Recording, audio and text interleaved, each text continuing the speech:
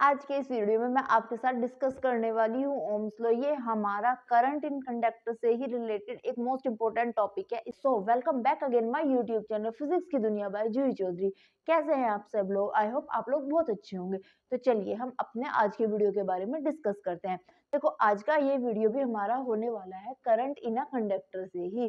जो हमारा चैप्टर चल रहा है ना इलेक्ट्रिक करंट, जिसके हम ऑलरेडी कुछ टॉपिक्स को डिस्कस कर चुके हैं। Electric current density and drift velocity, उसी से रिलेट एक टॉपिक है हमारा आज ओम्स लॉ। हम ओम्स लॉ को आज पढ़ने वाले हैं। देखो ये बहुत फेमस लॉ है, हम क्लास 10th में भी इस लॉ को पढ़ते हैं। तो आज हम इसको थोड़ा डिटेल में डिस्कस करेंगे। तो इसमें और टॉपिक्स आने वाले हैं हमारे, तो हम आज उन्हीं टॉपिक्स को सभी को कवर करने की कोशिश करेंगे। तो चलिए हम पहले अपना वीडियो स्टार्ट करते हैं रिलेटेड टू ओम्स लॉ।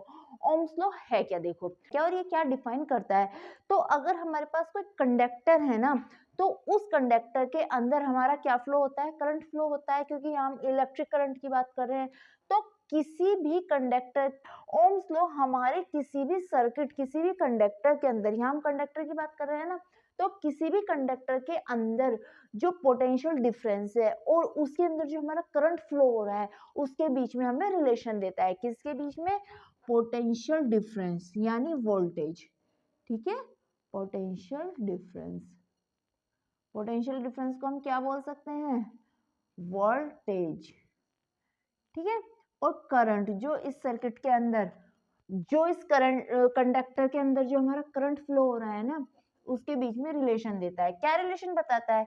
कि किसी भी हमारे सर कंडक्टर पे जितना ज्यादा पोटेंशियल डिफरेंस होगा उतना ही ज्यादा उसके अंदर करंट फ्लो होगा। यानी पोटेंशियल डिफरेंस यानी voltage is directly proportional to current होती है। तो वोल्टेज को हम किससे डिनोट करते हैं? V से, और करंट को I से। तो V is directly proportional to I। Proportionality constant, proportionality sign हम हटाते हैं हमेशा, उसकी जगह पे क्या लिखते हैं? हमें कांस्टेंट। तो इसको हम कैसे लिख सकते हैं? V is equal to proportionality constant R into I। ठीक है, जहाँ R क्या है हमारा, जो हमने प्रोपोर्शनलिटी साइन हटाया ना, उसकी जगह पे लिखा हुआ कांस्टेंट होता है। अब ये R देखो होता क्या है, R क्या होता है? R is the resistance of conductor. क्या है? किसी भी कंडक्टर का रेजिस्टेंस। Resistance of conductor. ठीक है, या फिर मटेरियल। तो क्या बता रहा है ओम्स लॉ? हमें बताता है वोल्टेज और करंट के बीच में relation. Ohm's law states that the current flowing in a conductor is always directly proportional to the voltage of that conductor। means voltage always proportional to the current। जितनी ज्यादा voltage होगी उसके अंदर उतना ही current flow होगा। जब हम proportionality sign हटाते हैं तो हम क्या लिखते हैं वहां पे? अपना कांस्टेंट, और उसको हम क्या बोलते हैं? Resistance of that conductor. जिस कंडक्टर की हमने बात करी है उसका रेजिस्टेंस R होता है। रेजिस्टेंस होता क्या है ये भी मैं अभी आपके साथ डिटेल डिस्कस करूंगी। तो क्लियर है ओम्स लॉ क्या होता है। अब रेजिस्टेंस देखो क्या होता है। रेजिस्टेंस की पहले हम यूनिट की बात करते हैं। इसकी यूनिट कितनी होती है? इसकी यूनिट होती है ओम। ओके, और इसको हम इस साइन से डिनोट करते हैं। यूनिट ऑफ रेजिस्टेंस इज ओम, जिसको हम इस साइन के साथ डिनोट करते हैं। तो यहाँ से हम R का फॉर्मूला भी निकाल सकते हैं। R कितना होता है? यानी किसी भी कंडक्टर का जो रेजिस्टेंस होगा या फिर किसी मटेरियल का रेजिस्टेंस, वो उसकी वोल्टेज और करंट के रेशियो के इक्वल होता है। यहाँ से देखो हम क्या देखते हैं, यहाँ से हमें दो चीजें दिखाई देती है। R is proportional to voltage and R is inversely proportional to current. यानी कि किसी भी ऑब्जेक्ट के अंदर जितना ज्यादा रेजिस्टेंस होगा उसके अंदर उतना ही करंट कम फ्लो होगा। ठीक है, तो अब देखो रेजिस्टेंस है क्या। चलो अब हम डिस्कस करते हैं अपने रेजिस्टेंस के बारे में। रेजिस्टेंस होता क्या है? यहाँ से हमने फॉर्मूला निकाला V is equal to IR। R क्या आता है हमारा?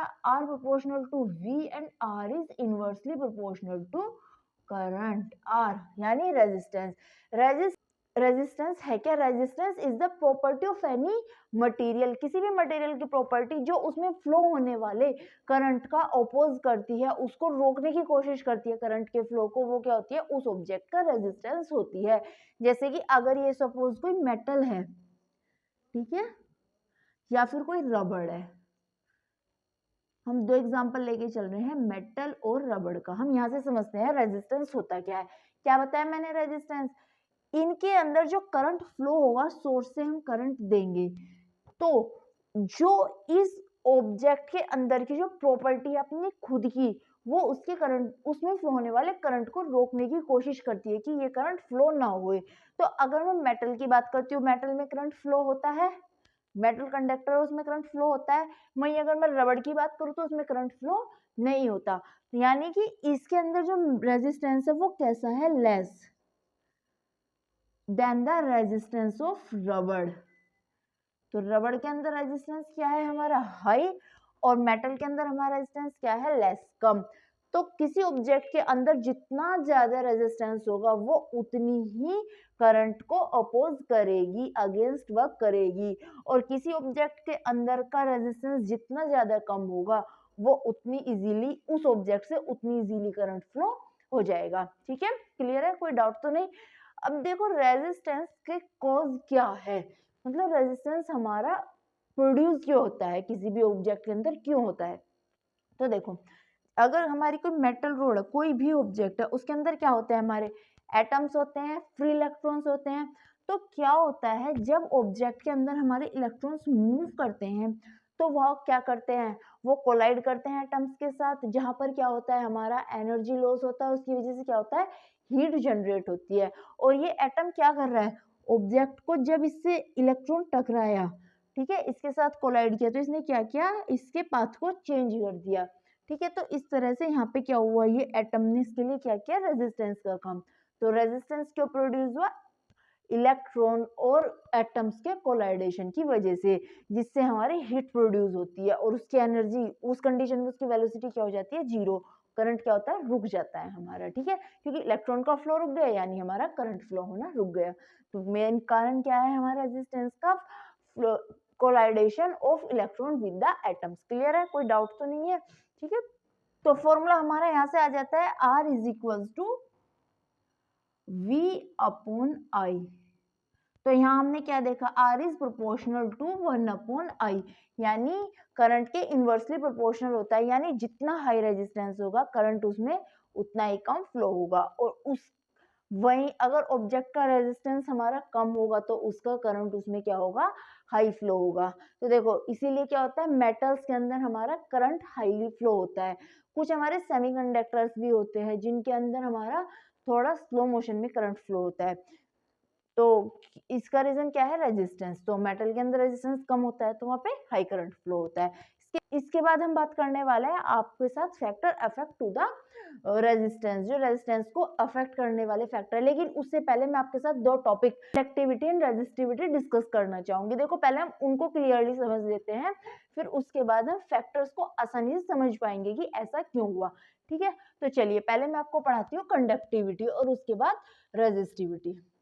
कंडक्टिविटी ऑफ मटेरियल, किसी भी मटेरियल की कंडक्टिविटी हमारी उस ऑब्जेक्ट, उस मटेरियल के करंट फ्लो करने की एबिलिटी को बताती है, यानी कि वो कितना ज्यादा करंट फ्लो कर सकती है।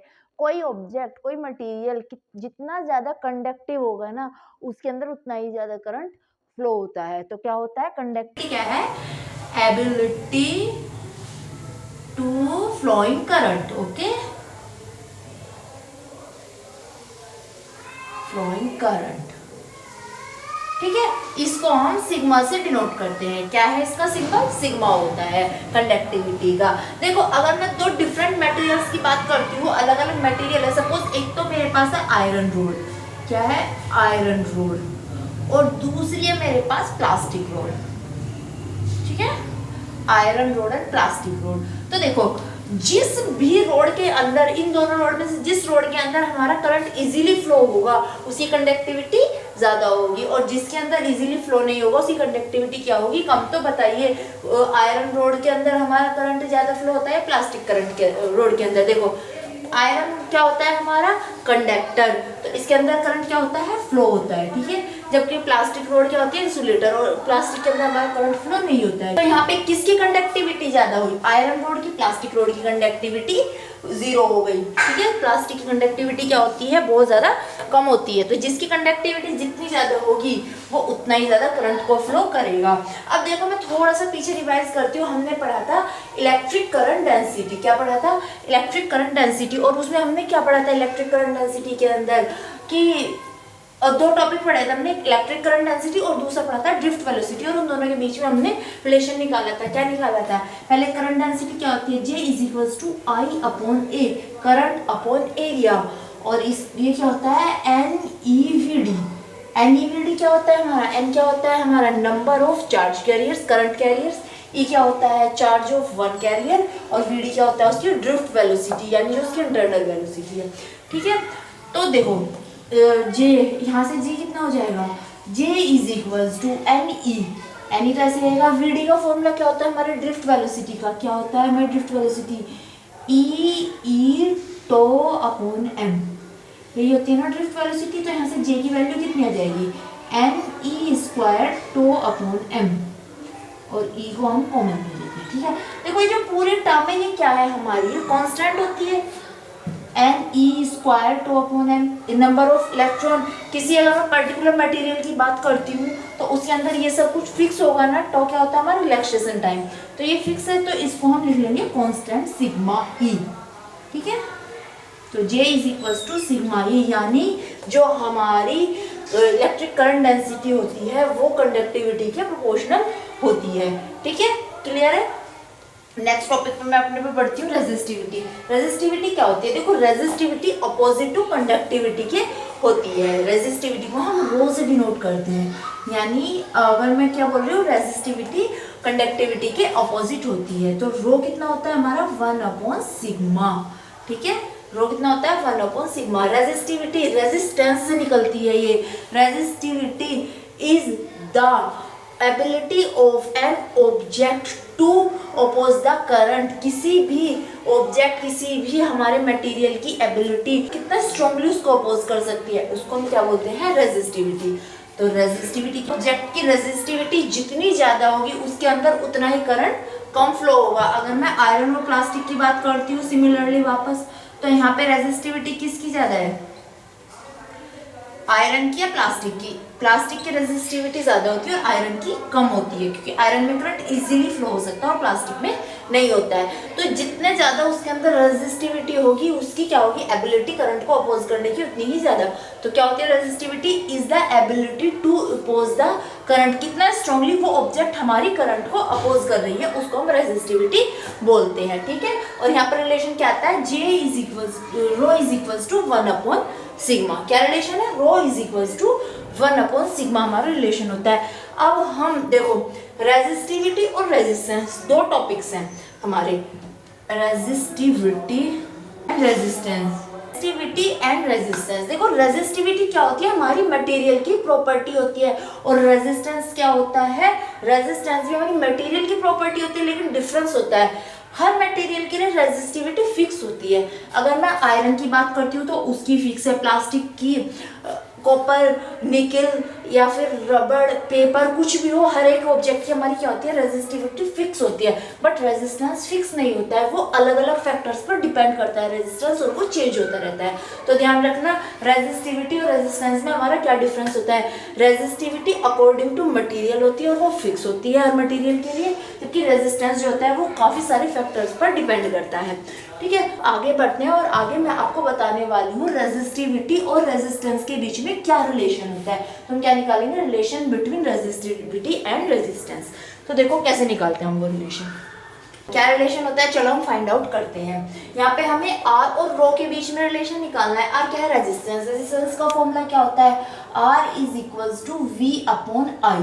ठीक है, और रो का फॉर्मूला कितना होता है, 1 अपॉन सिग्मा। ठीक है, एक हमारे पास अभी हमने फॉर्मूला निकाला ना कंडक्टिविटी का, कंडक्टिविटी कितनी होती है हमारी ऑब्जेक्ट की, कंडक्टिविटी हमारी क्या होती है, J is equals to sigma E। ये अभी हमने फॉर्मूला निकाला। अब देखो हम यहाँ पे मान के चलते हैं, let us consider we have a rod, conducting rod, whose cross section area is A and the length of rod is L. कोई एल लेंथ की कोई हमारे पास कंडक्टिंग रोड है जिसका क्रॉस सेक्शन एरिया क्या है, यानी इस एरिया से हमारे इलेक्ट्रॉन्स पास होंगे, फ्री इलेक्ट्रॉन। सपोज इसका जो इलेक्ट्रिक फील्ड है वो ई है और इसके अंदर ई इलेक्ट्रॉन क्या कर रहे हैं, फ्लो कर रहे हैं। ठीक है, तो अब हमें क्या निकालना है, इसकी ड्रिफ्ट वेलोसिटी हमारी यहाँ पे क्या, सॉरी करंट डेंसिटी हमारी क्या आ जाती है यहाँ पे, J is equals to sigma E. तो J is equals to sigma कितना होता है, 1/ρ। देखो हम यहाँ पे फॉर्मूला अप्लाई करेंगे। हम मानते हैं इसमें आई करंट फ्लो हो रहा है, कितना करंट फ्लो हो रहा है, आई, और इसका पोटेंशियल डिफरेंस हम V मान के चलते हैं। Let the potential difference is V। अब देखो J क्या होता है, हमारी इलेक्ट्रिक करंट डेंसिटी, और इसका फॉर्मूला क्या होता है, I/A, current upon cross section area. Sigma होता है हमारा 1/ρ। अभी हमने कंडक्टिविटी में बताया था कि रेजिस्टिविटी और कंडक्टिविटी एक दूसरे के अपोजिट होती हैं। ई क्या है हमारा, इलेक्ट्रिक फील्ड। देखो हमें रो और आर के बीच में रिलेशन निकालना है। आर क्या है हमारा, रेजिस्टेंस, और रेजिस्टेंस का फॉर्मूला क्या होता है, R is equals to V/I होता है इसका फॉर्मूला। तो यहाँ पे हमें क्या चाहिए, पोटेंशियल डिफरेंस चाहिए अपना, और हमारे पास क्या है, इलेक्ट्रिक फील्ड। पोटेंशियल डिफरेंस नहीं है, अगर हमारे पास पोटेंशियल डिफरेंस होगा तो हम उसको आर में कन्वर्ट कर सकते हैं, लेकिन यहाँ पे नहीं है ऐसा। इलेक्ट्रिक फील्ड है हमारे पास, और हमने फर्स्ट चैप्टर अपने चार्ज में पढ़ा था कल, E और V के बीच में रिलेशन क्या पढ़ा था, इज इक्वल्स टू dV/dr। तो इसका अगर मैं मैग्नीट्यूड लिखती हूँ, is equals to V upon potential difference upon dr, क्या होता है हमारी डिस्टेंस। तो यहाँ पे डिस्टेंस हमारी क्या है, L डिस्टेंस कवर कर रहा है हमारा इलेक्ट्रिक चार्ज। ठीक है, तो यहाँ पे E को हम क्या लिख लेंगे, V/L। तो I/A is equals to 1/ρ V/L, तो L/A। ठीक है, रो L इधर आ गया, A V/I। V/I कितना होता है हमारा, R, तो इज इक्वल्स टू ρL/A। ठीक है, ये हमारा रेजिस्टेंस और रेजिस्टिविटी के बीच में रिलेशन हो गया। लेकिन अगर मैं इसको वही सिग्मा की फॉर्म में लिखना चाहूँ तो R कितना हो जाएगा, L/σA। ठीक है, कंडक्टिविटी और रेजिस्टेंस के बीच में रिलेशन। देखो ये हमारे फॉर्मूले आ गए। यहाँ से हम क्या देखते हैं, R is directly proportional to length but inversely proportional to area. तो अब हम यहाँ से करेंगे फैक्टर जो हमारे रेजिस्टेंस को अफेक्ट करते हैं। तो हमारे कौन कौन से फैक्टर्स होने वाले हैं वो हम उनके बारे में डिस्कस करेंगे। तो नंबर 1 हम करेंगे मटेरियल। अलग अलग मटेरियल के लिए अलग अलग रेजिस्टेंस होता है। तो नंबर 1 फैक्टर क्या है, material. Different material have the different resistance. जैसे कि अगर हमारे पास मेटल है तो उसका रेजिस्टेंस क्या होता है, लोअर होता है। जबकि इंसुलेटर की अगर मैं बात करती हूँ, किसी प्लास्टिक या फिर पेपर की बात करती हूँ, तो वहाँ पे क्या होता है, हमारा रेजिस्टेंस हाई होता है। ठीक है, तो अलग अलग मटेरियल के लिए अलग अलग रेजिस्टेंस होता है। नंबर 2 आता है हमारा लेंथ। जो हमारी मटेरियल की लेंथ है उस पर भी रेजिस्टेंस डिपेंड करता है। कैसे डिपेंड करता है, देखो जितना ज़्यादा हमारा सपोज कंडक्टर है ज़्यादा बड़ा होगा तो क्या होगा, इसमें इलेक्ट्रॉन फ्लो होंगे। तो जब ये इलेक्ट्रॉन फ्लो हो रहे हैं तो क्या है, इनके रास्ते में एटम्स आ रहे हैं, एटम्स के साथ ही कोलाइड करते हुए आगे बढ़ रहे हैं। तो इनको ज़्यादा कोलाइडेशन करना होगा। अगर ज़्यादा लंबा वायर होगा तो ज़्यादा इलेक्ट्रॉन होंगे ज़्यादा लंबा वायर होगा। तो अगर कोई इलेक्ट्रॉन यहाँ से स्टार्ट कर रहा है अपनी जर्नी और वो ज़्यादा लंबे वायर से जा रहा है तो उसे ज़्यादा एटम के साथ कोलाइड करना पड़ेगा ना। तो जितनी ज़्यादा लेंथ होगी कोलाइडेशन उतना ज़्यादा होगा, यानी रेजिस्टेंस उतना ही ज़्यादा हो जाएगा, रुकावट उतनी ही ज़्यादा हो जाएगी। ठीक है, तो लेंथ अगर हमारी ज़्यादा है तो रेजिस्टेंस भी ज़्यादा होगा। देखो हम फॉर्मूले से भी निकाल चुके हैं, R is directly proportional to L। Second number 3 आता है हमारा एरिया, क्रॉस सेक्शन एरिया। देखो क्रॉस सेक्शन एरिया क्या है, ये अगर मेरे पास ये है वायर तो इसके लिए ये हमारा मटेरियल है और इसके लिए ये एटम्स है। बट अगर मैं इस वायर का ही क्रॉस सेक्शन एरिया बढ़ा दूं सपोज, तो क्या होगा, एटम्स तो यही रहेंगे। अब क्या होगा, इसको जाने के लिए इस इलेक्ट्रॉन को ज़्यादा पाथ मिल जाएगा तो इजीली बिना कोलाइड किए भी निकल सकता है। तो एरिया बढ़ाने पर क्या होता है, रेजिस्टेंस डिक्रीज हो जाता है। और हम फॉर्मूले से भी निकाल चुके हैं, R is inversely proportional to 1/A।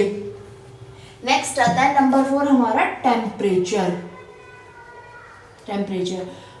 Temperature increase करने पर किसी भी मटेरियल का उसका रेजिस्टेंस भी इंक्रीज हो जाता है। देखो कैसे इंक्रीज होता है, जब हमारा टेम्परेचर इंक्रीज होता है तो एटम के अंदर क्या होता है, वाइब्रेशंस इंक्रीज हो जाते हैं। तो उसकी वजह से क्या होता है, ज़्यादा एनर्जी लॉस होना स्टार्ट हो जाता है। ठीक है। तो वहाँ एटम्स के अंदर क्या होगा, वाइब्रेशन इंक्रीज हो जाएंगे, वहाँ पे नंबर ऑफ एटम भी हमारे इंक्रीज होने के चांसेस हो जाते हैं। तो इस तरह से क्या होता है, टेम्परेचर इंक्रीज होने पर हमारा रेजिस्टेंस भी क्या हो जाता है, इंक्रीज हो जाता है। बट इसके साथ साथ हमारी रेजिस्टेंस की कुछ इंपॉर्टेंस भी होती है। देखो क्या इंपॉर्टेंस होती है। नंबर 1 इंपॉर्टेंस तो इसकी ये होती है कि ये करंट के फ्लो को कंट्रोल करता है। क्या करता है, control the flow of current. कैसे फ्लो को कंट्रोल करता है, देखो कोई वायर है, उसके अंदर अगर रेजिस्टेंस नहीं होगा तो उसके अंदर अनलिमिटेड करंट फ्लो होगा। लेकिन हो सकता है उस कॉपर, सपोज कोई कॉपर वायर है तो उसके अंदर अनलिमिटेड करंट फ्लो होगा। सपोज उस वायर की कैपेबिलिटी है करंट को फ्लो करने की अपने अंदर, तो उसका रेजिस्टेंस क्या कर रहा है, उसके करंट को रोक रहा है, उसके अंदर से एक्स्ट्रा करंट फ्लो नहीं होने दे रहा। लेकिन रेजिस्टेंस नहीं होगा तो अनलिमिटेड करंट फ्लो होगा, वहां पे हमारी ऑब्जेक्ट डैमेज हो सकती है। ठीक है। नंबर 2 क्या होता है, ये हीट ट्रांसफर करता है।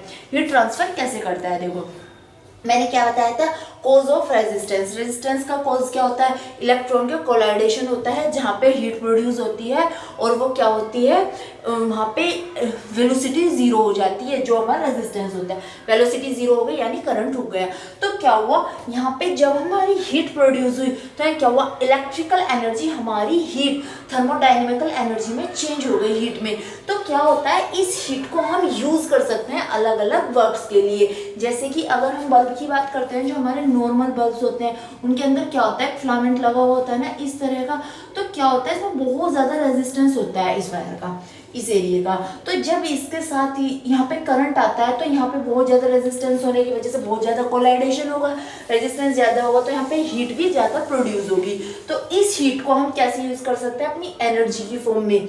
क्या करते हैं, इस एनर्जी को हम जलाने के लिए, रोशनी के लिए, ग्लो करने के लिए यूज कर लेते हैं। तो इस तरह से हम रेजिस्टेंस का यूज किस लिए करते हैं, करंट का ओवरफ्लो को रोकने के लिए। एंड नंबर 2 एनर्जी ट्रांसफॉर्मेशन के लिए यूज करते हैं। तो ये था मेरा आज का वीडियो। आई होप आपको अच्छे से समझ आया होगा। ऐसी ही और वीडियोस के लिए फिजिक्स की मेरे यूट्यूब चैनल फिजिक्स की दुनिया बाय जूही चौधरी को सब्सक्राइब करना ना भूलें। जल्दी आपके साथ एक नए टॉपिक के साथ, एक इंटरेस्टिंग टॉपिक के साथ मिलूंगी। तब तक like and subscribe my YouTube channel physics की दुनिया by Juhi Chaudhary. Thank you so much for watching my video.